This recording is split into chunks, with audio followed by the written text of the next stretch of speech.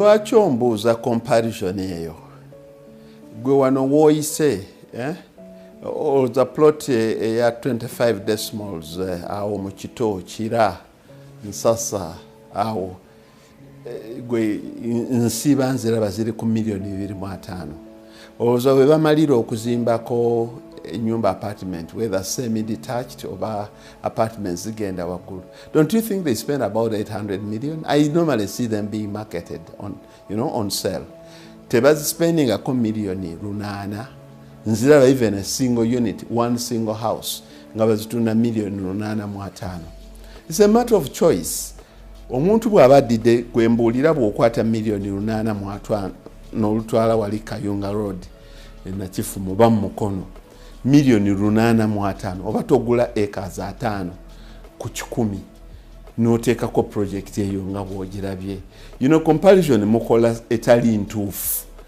People are very much willing of spending a million 8.5 ku apartments nya zagenda okurentinga out ku 800 up to 1.2 million.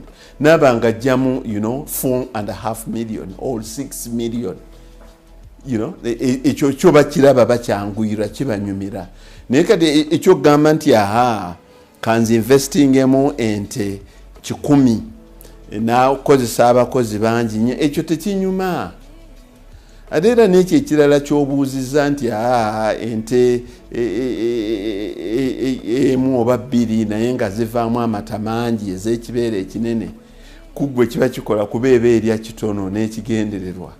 Waliwo ebuuzizza nti ente ezo ze bagamba ezivaamu liters 3.5 ekyo tekibeera ekidomola 1.5 gwe oyinza okukkiriza nti ente esobola okuwanirira ekidomola 1.5 mu kibeere kyayaawo oba eno bagikama eri bagiriisa ebintu ebiweereza amata ekyo kyenva okunnyonnyola the difference between amata g'ente ezange na ziribwa emmere ya bulijjo naye nga nina nyingi ne zimpa nange amata mangi okusinga kweri emu evaamu liters 3 oba 3.5 kuba obwongo bwange I'm not very scientific okukkiriza nti ente eyinza okuwanirira kilos 3.5 mu kibeere kyayo oleres kyemmanyi nti no bagikama eri bagiwa n'amazzi erya enywanga bwe generating amata gegenda okufulumya.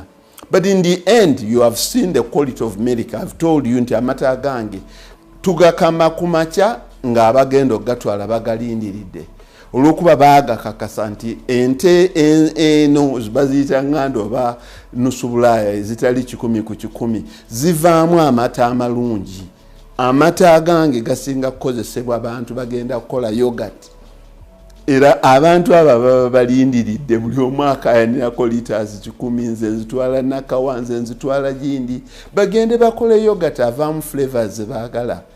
To me the key point ensonga esinga obukulu eri nti singa obeera n'ente ezitali nzungu nnyo ng'ente ekuwa liters 8 oba 10 oba 12 yes naye ng'olina eziwerako ekibalo kyo kiba tekivaayo bw'obanga olina omuddo gw'oziriisa.